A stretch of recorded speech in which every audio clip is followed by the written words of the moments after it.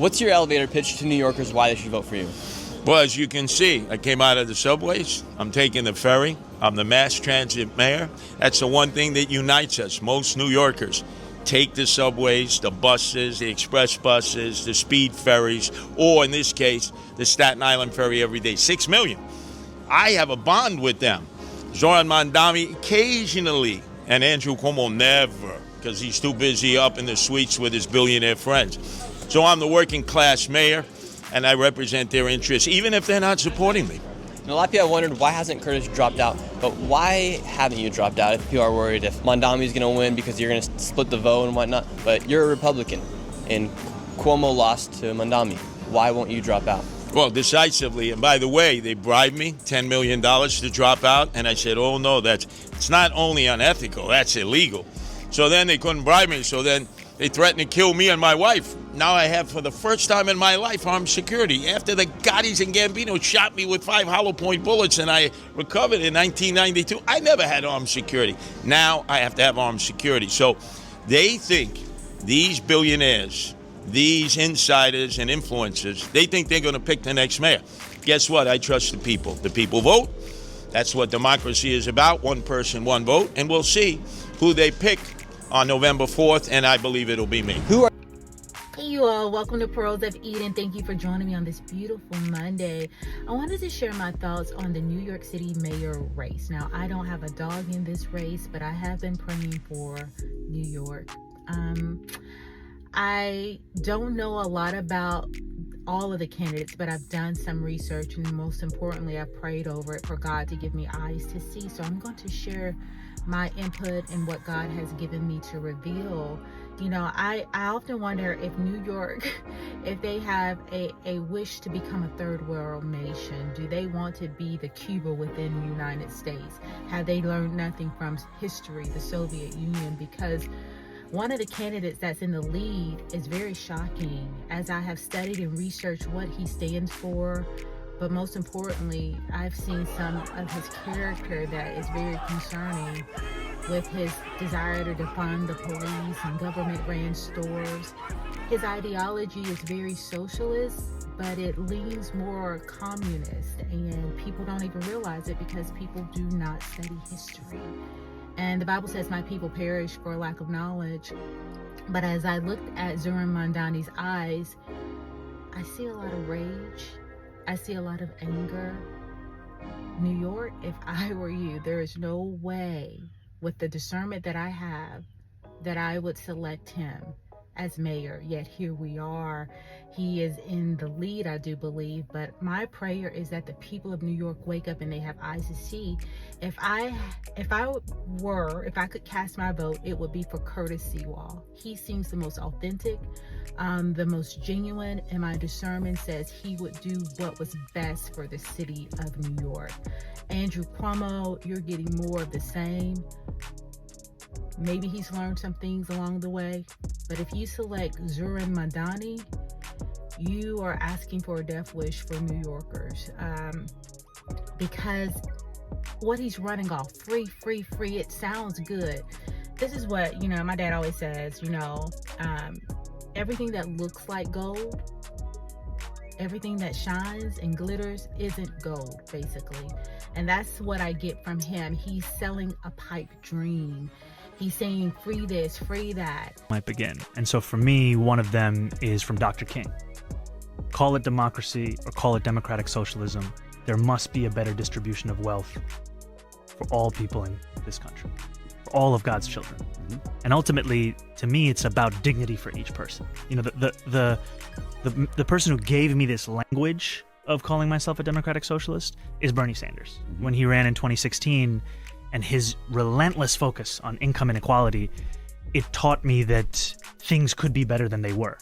So often when you're voting, it feels like you're voting between somebody who wants to wipe you off the face of the earth and someone else who wants to tell you to celebrate the crumbs that can't feed your neighbors. And to know that it could be more, that you could be voting for something, that has inspired me. And I think that, as a Muslim democratic socialist, I am used to bad PR and having to explain what all of these things mean. And what I've found, though, is when you actually get into a conversation, a lot of this is common sense, right? If I believe that every New Yorker should be able to live a dignified life, and that it's city government's job to ensure that. New Yorkers will agree with me when I bring up the example of public education. Free education, free healthcare. What else?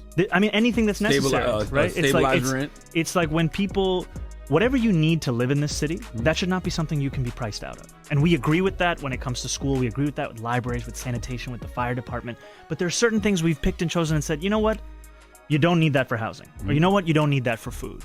And I think that we can't let the market determine who gets to live that dignified life. Yeah, he gives the Obama vibes, right? Without the charismatic. He's not as charismatic. He doesn't have the it factor, I would say. But he's giving the false hope, you know, what Obama did. And I think to young voters, this seems like, okay, you know what? He is talking my language free, right? But you all, we know how this will end, and it will not be good. New York is already holding on by a string. This will be the straw to break the camel's back. You cannot afford to take a risk on Zohran Mamdani. It just isn't using wisdom. Curtis Sliwa, in my humble opinion, is your best bet. After that, if you want more of the same, choose Andrew Cuomo. But for God's sake, don't do this to yourself. Do not do this to yourself. You're talking about someone who doesn't have any experience. He lacks awareness as far as how the world actually works. Y'all, I don't see it. I do not see this. And I'm going to show you this clip of this young lady, which shows how sad it is that so many of our younger people have no idea about what it is they're voting for and what it means for their city. All they hear is free, you know, a rent freeze, free bus, free transportation, government ran stores. Do you really know what you're asking for? You want a government ran grocery store? Y'all, you know how it is. Anything government ran. Come on. But because he continues to run off of free education, free this, free that, who's going to pay for it? Where is the money going to come from? Oh, tax the billionaires, tax the millionaires, tax the hard-working citizens, make their taxes go way up so you can provide free stuff. And really, how is that going to work out? How is that truly going to work out? And it's just sad because even the Bible says if a man does not work, he doesn't eat. Meaning you have to be willing to provide. You have to be willing to have some input. You have to be willing to literally go and hunt and seek what it is that you want, and not just wait for dinner to show up on your plate and you've done nothing to assist it getting there. You know, you have to have a part to play. And I do understand we do have to have SNAP benefits. We do have veterans. We do have people who are on Medicaid, elderly, people who are on disability. There are people who do need these benefits. So I'm not saying that. But when we run off of free this, free that, it's scary because it's like they don't care. They don't care as long as you say free. It's like, sign me up. Take a look at this clip, you all. Who are you voting for mayor? I am voting Mamdani And why? because he's the most obvious choice. What makes him an obvious choice for you? It's just like, I'm trying to think. This reminds me of a certain comedy sketch where the comedian was like, we could either vote in one guy and he's gonna give everybody free houses, free rent, and he's gonna give everybody a Lamborghini, or we could vote in somebody who's gonna burn down the city. That's why I'm voting Mamdani, because I'm voting for the guy who give me the Lamborghini. Yeah, so you think Mamdani's like just gonna give you guys everything? Not everything. I'm saying it's the most obvious choice. You think somebody like Curtis Sliwa or Cuomo is gonna burn down the city? Curtis Sliwa, I'm not saying they're gonna burn down the city. It's just a hyperbolic analogy. What do you think is gonna happen with government-run grocery stores and free buses? Do you think that sounds like a good idea? That does sound like a good idea. And freezing the rent? That does sound like a good idea. What if they have to freeze the rent to the point where eventually the landlord's not able to come in and fix the washer and make profit on his own lease? That's their problem. So yeah, his campaign promises, his free campaign promises, you all, it's really, I would be afraid. There is no way I would cast my vote for him. He wants to defund the police, and like I said, everything that shines like gold isn't. And he is selling a pipe dream, and I think we have to get over this fact. So many people, they call good evil and evil good. They look at President Trump and he's very just say what he wants to say, but he's very authentic, right?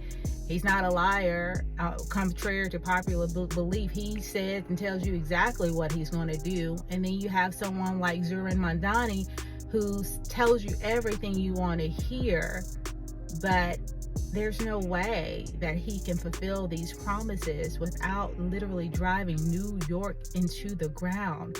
If they vote this man in, like the kids say, New York is cooked. Do you understand? So like I said, pray about it. Before I even listened to the man, before I even knew what his ideologies, I asked God to give me eyes to see who he was, to be able to hear the truth about what he stands for. And I'm telling you, this man, he's got some issues, and they will come forth if you all elect him. You will see the real Mamdani, because what he is sharing with you, I discern it is not who he truly represents and who he truly is. But only time will tell, right? What will New York do? So anyways, I wanted to share that with you all. Have a blessed Monday, and I'm curious, what are your thoughts? Do I have any New Yorkers in the house? Who are you voting for and why? All right, guys. See you soon.